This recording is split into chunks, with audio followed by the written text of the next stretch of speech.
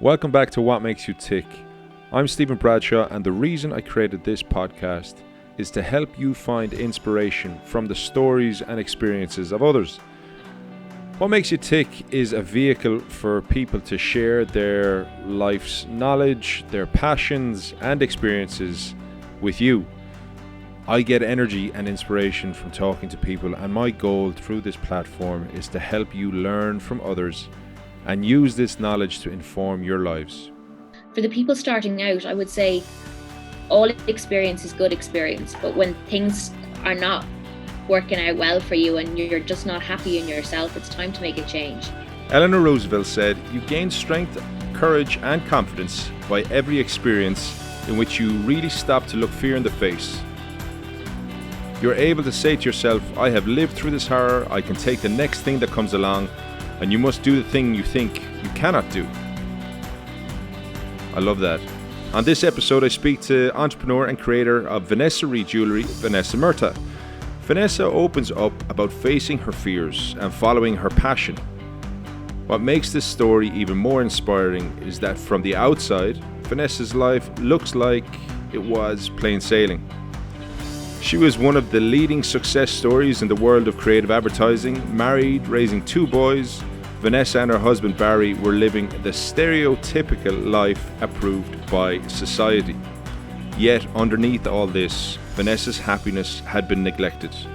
Her time was spent working in a highly pressurised job, which was taking her away from her relationship with her children, her husband, and herself. It was in jewellery that Vanessa found her passion, but not simply by wearing it, but by crafting bespoke pieces of jewellery born out of thoughts and ideas of her customers that would mean far more than something purchased over a counter. So as you listen to Vanessa, you'll hear the warmth and passion in her voice, but you'll hear someone I think we can all relate to. It doesn't matter if you're 20-something or 40-something, if you're not happy, then it's up to you and you alone to make a change.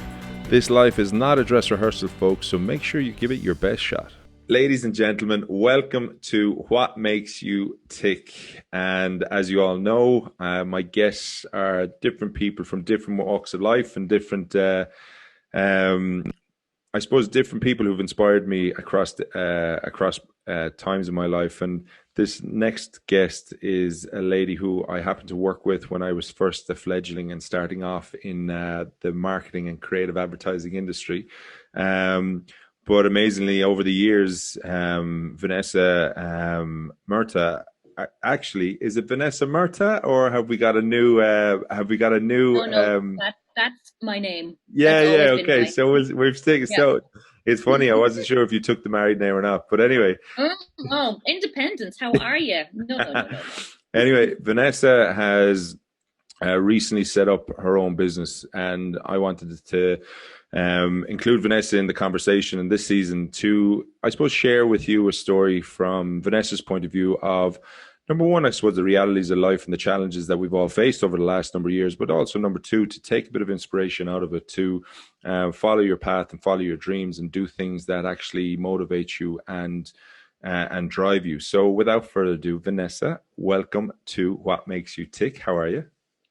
Hi, Stephen. How are you? How are you? A little nervous? Thanks for having me. I'm a bit nervous. Yeah, I'm here playing with a ribbon to fiddling and stuff because I have all the jewelry. It's metal. It bangs, you know. Don't worry. Anyhow, don't worry. You can relax. You can relax. You can enjoy the experience. I won't bite. But I suppose, Vanessa, would that be let's start with my first question, I suppose, that I always ask people when they come onto the show is, Vanessa Murtagh, what indeed makes you tick? Well, you can't start the show with a giant question like that. I mean, that's of course you can. So we asked the quite giant question. The reason I'm here is because I set up my own jewelry business just about a year ago. And yes, 2020, the year the pandemic started, that's the crack. But I set up my own jewelry business. And why jewelry? Why do we care? Well, I mean, I care because, as Stephen said, I used to work in the creative advertising industry and for nearly 20 years, actually. And in Ireland, and it was brilliant. It was fantastic. I learned loads. It was inspiring, and I felt that that is what I wanted to do and be. And then I had a family, and then I tried for a number of years to make both things work, and I suppose it just didn't work out like that. And I'm glad it didn't, because I got an opportunity to set up my own business, and it's a happy story to tell, hopefully with a happy future as well. But what makes me tick ultimately is the ability to create the life that I want to lead. And I set my own goals, and I set my own hours, and I set my own standards. And I've managed to find a medium. It's not without its challenges, and it's not easy, but it is my medium between merging my family and my work and creating this flexible life that works for all of us. And I suppose what I want to do is try and share, because as mum setting up business, now it's not like I'm a single mom. Jesus, that must be the toughest job in the world. But it is hard, and I just wanted to share the story with people to inspire them that it can be done, and to take the bold step to do what you need to do to make your life work. Amazing. And make you happy. I suppose one of the themes that kind of sits through in a lot of the discussions that I'm having is people asking for help, or people taking on their fears, because sometimes fears can paralyze you, and become so afraid that you actually don't do anything. And then by doing nothing, essentially you get stuck in a rut. And also those people who are afraid to ask for help because of pride or whatever reasons it is, they then also find themselves going down this never ending spiral staircase. And I think what's encouraging from your story, and I think it would be lovely to go into it, is you took on, I suppose, any potential fears, but also you were very, very brave in taking that first step and following your dreams. And maybe you could discuss and tell us exactly how that came about and what challenges you faced along the way. Okay, so I think to set up your own business, especially the situation that I found myself in, I mean, look, setting up your own business always takes a lot of guts, right? And the reason, I think, when you make a decision, any decision in life, there is the pain factor or the reward factor. And they're ultimately, fundamentally, the feelings that force you to make decisions, fundamental decisions in your life, you know. And I suppose there was a lot of push and pull factors for me. I, as I said, really enjoyed, loved, was inspired by working in the creative advertising industry in Ireland. I loved the type of work we were doing. I loved the artistic side to it. I loved the fact that the rationale, everything that we did had a strong strategic rationale behind it. I loved the people that we work with, the different types of people. You know, you have tech people, creative people, loads of different clients, and you could be working on lots of different industries. Like my background, I worked in banking and service industries, food, FMCGs, B2Bs, like so much. I was exposed to so much, and I learned so much, and I learned a lot about business. And that was all great. But for me, when you're particularly in your career, you need to have three things, and it has to be always a minimum of two of these three things for it to work. You need to be doing good work, enjoying your work, be inspired by your work, learning from it, be motivated and stimulated by it, and ultimately like satisfied by it. You need to work with good people, as you know, Stephen. We're all taught that one. The best. But you need to enjoy the company of the people you work with, in my opinion, and particularly if you're client facing, as you and I both were. You know, work is better when you enjoy the work, the people that you're working with. Like the work you produce is better. And the third thing is the money. You know, you need to obviously be paid properly for what you're doing. So as you go through your career, I thought I reflect on this, and it was that like the work was always great. I always enjoyed it and I loved it. And as I felt that I wasn't learning so much in a particular agency, I moved on to the next one. Mm-hmm. And started learning more, whether it be through like for strategy or for creativity or for like digital aspects or whatever it is. There was always a reason for me to move on to the next place. And I suppose that was great. And then as you get more experience, you earn more money. So also great. Mm-hmm. And then obviously you move to different agencies and different companies, you meet new people. There's some people you get on with, some people you don't. When you're client facing, there's some clients that you just would pick up and run away with. You love them so much. Yeah. And some are taught how to be totally shit to their agencies, which is a different conversation. But, that they're the people we live with. This is world. My experience in my career was that I suppose what really pushed me into leaving a steady job was that, yes, I was earning good money, but I wasn't learning anything new at work. Skills, I wasn't stimulated. No new skills, no new, God, even there was just nothing new. No challenge. The creativity had been pulled out of it. It all became about the bottom line. And I was like, this is not satisfying for me anymore as work. And I'll be honest, when you have to go into work and things are hard, there's fights and it's, la, la, la, la, la. You can do it if you don't have the same shit going on at home. And I mean this in a good way because this is family life, but my life at home, and I'm not unique in this aspect at all. And I completely appreciate that. But it started at like 6:30 in the morning, involved motivating like an army, a small army, my two kids, getting them ready, throwing them into the creche or the kind of before school situation at 7:30 in the morning, roaring at them to get there because you had to then get to Dublin and I commute. So you had to get into the city, and our getting into the city involved me driving to Crumlin, taking a bicycle off the back of the car so that I could get into Bagot Street or wherever it was, and to get there for 9. And it was a nightmare. And you get in, you had fights already in the morning, you've had mad traffic, and then you had to deal with lots of shit. And then you had to turn around and go back home and do the same thing, pick the kids up from after school, 6:30. I mean, I hit a deer on the way home one night trying to get to the crash at 6:30 to pick them up. It was bananas. So bananas. Then this is true of all families. Like then you have to sit down, get the dinner, do the homework, get everyone to bed and go to sleep, get up, and it's the same the next day. So this was a pressure cooker. Sounds like you were kind of boiling, But we couldn't even have, like my husband and I, Barry, we couldn't have a proper relationship even because it was all condensed into the weekend where you were running around doing sports, doing groceries, all like, things we needed to do, run the household.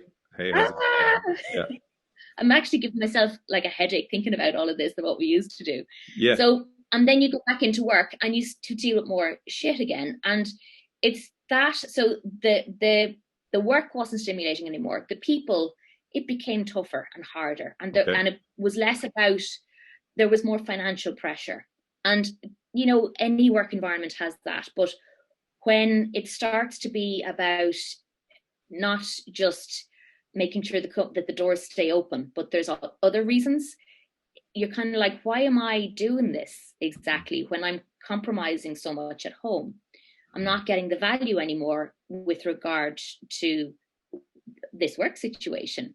Yeah, I'm working and I need to work, but it's just stopped making sense. And I suppose it all kind of came to a head, and I realized this because we were on this never-ending hamster wheel when I took some parental leave. And I just saw that the fractious rapport I had with my then 4-year-old, we were constantly at loggerheads. It was ugly and it was horrible. And he always went to daddy. And to say as a mom, I can't get on with my 4-year-old, like, holy Jesus, Yeah. It's hard. It's hard. Yeah. And he, over the parental leave, which was like 8 weeks, I just saw this little kid blossom, and I saw the two of them.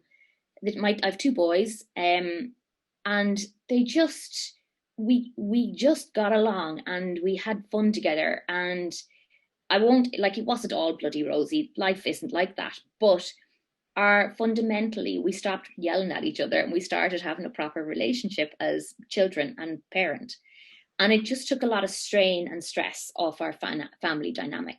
Okay. So then I went back to work, and I realized that, what am I doing? What am I doing here? This is all going downhill again.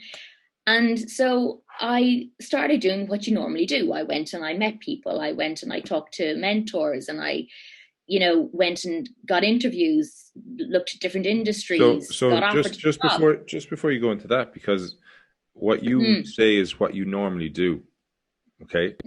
So here's the thing, is that that mightn't be normal to somebody else, to have that kind of wherewithal to go and say, hey, listen, I need help.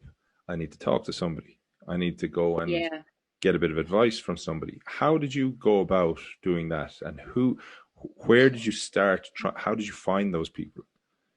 Well, I am fortunate in that through the years, my many decades, I have made a lot of friends through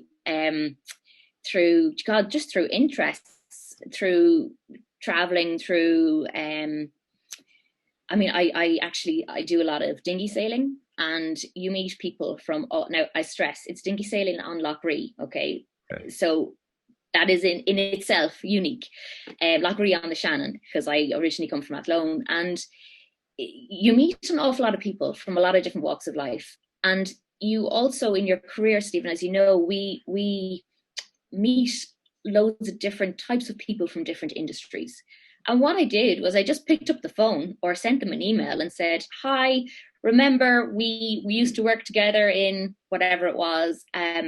I'm just wondering, would you be available for a chat? I'm thinking of moving into whatever industry, client side marketing, so just for example. Could I come and have a chat? And if people were busy, they said no. And if people had time and liked me from before, they said yes. And that was, it was as simple as that. So essentially, you kind of put yourself out there and said, hey, listen. And if they say no, you're in the exact same position that you were before then. So the best thing is that they say yes, and then it's a new conversation, right? Yeah, exactly. That's the worst that can happen. Or, I met people and they'd be like, oh, listen, it sounds like you might be into this. I'll put you in touch with X person. So, and I suppose it was networking. I hate that kind of term, really. I'd feel slightly dirty, and I should have my business card to hand, and I will. But that's what I did. I just rang up people, and I suppose through not being a dick in my career and people, that they be nice answered. To people, and people be nice back. Yeah, nice approach to life. So yeah, and anyhow, my point was, I had the wherewithal to go and ask people, to go and ask for advice, go and ask questions, go and explore what else is out there, what can I do. And as I said, like, I went, met people, I got interviews, I got offered jobs, and I just went, this doesn't feel like it's going to change what I needed to change. And so I declined. And I had a very frank conversation with my husband, and I said, look, if I stopped working, we could be financially compromised. I mean, what family doesn't need 2 salaries in this day and age? And he was like, look, this is a miserable life. so quit, and we will start something new. Now, like that relationship is so special and so supportive and so understanding of each other's needs and everything. And we work as a unit, and I'm really lucky. But that said, we've been together so long that we got married in 2009, on the very day that Barry was made redundant from his firm in architecture. So we started our married life with 18 months of unemployment on his side, and me being the primary bread earner.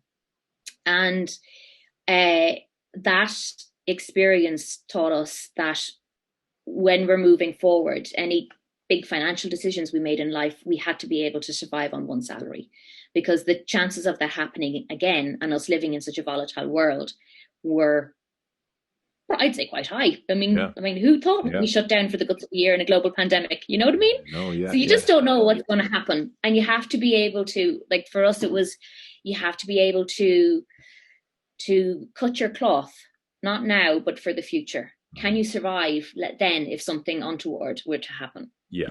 So we bought our house on that basis, that it, we have a lovely home, but whilst we live in, I call it NACE 90210. You might want to edit this bit out. No, this is staying in now. Whilst we live in NACE 90210, ours is not the one with the electric gate. Yeah, I get you. So but I love our home, but I think we're careful. Yeah, but I think what you've just kind of said there is that you've I suppose two things that I look at there is one, that you're a team, and that you guys were, as you say, you were a good unit and you were able to work together. But two is, like, your communication obviously is pretty impressive in terms of, like, listen, whether it's physical or emotional or verbal communication, but all these things are being read at different stages and you're able to talk about it. And sometimes it takes something to come to the boil that you kind of go, I could have had enough, because you're trying so hard to make things right and to make it work. But in saying that, I think that's what I've learned as well, is if you can have that kind of really good foundation of communication, then you're not afraid to say, oh, I need help, Yeah. And you're also not afraid to say, like, what's the worst that'll happen? Yeah. Like we'd started our married life, like that. We were like, okay, what's the worst that'll happen? Like, we're ready for that. Is it going to get worse? And fundamentally, like, with regard to kind of quitting my job, it was like, okay, can we keep the roof over our head? Yes, we can. Can we put food on the table? Yes, we can. And do we have wheels on the road? Yeah, but sure, if we need to sell one, then we will. So it was like, really fundamentally, our values together were about us as a family unit and us being good for each other. And everything else then would come after that. We took the decision that I could leave my job and start something new, and we would still get by. So we just had to cut our cloth, but we prepared for that. So that was okay. And I suppose the other thing was, when I was at work, our values, Barry and I, we have the same values. I think you share them as well. And I used to always say this at work to people when they got really stressed and the steam was coming out of their ears and they were bitching about whatever it was. And I'm like, guys, relax. What's it going to say in your headstone? It's going to say, in my case, and in your case, the other way around, loving wife, mother, daughter, sister, friend. It's not going to say account executive or whatever of the century in creative advertising. It's not going to say she drove whatever car, she lived in this postcode, or she earned this much moolah, because that stuff doesn't matter, really. And I suppose that's when I got to thinking about what success meant for me. And I have ambitions. I want what I do to work. But my definition of success wasn't elbowing people out of the way to get to the height of the corporate ladder. My idea of success was to raise two strong boys that give them their best opportunity in life, to show them what a loving relationship is like, and to spend quality time with my family and friends so that we have good memories together, because that's what you're going to have later on. That's it. That's all we're going to have is memories. So thank you very much for listening to part one of this conversation. Now you can take a break and come back later, or if you want to hear more, then simply go ahead and press play on part two. Stay up to date on all future episodes by hitting the subscribe option, or if you want to find out more, visit whatmakesyoutick.net.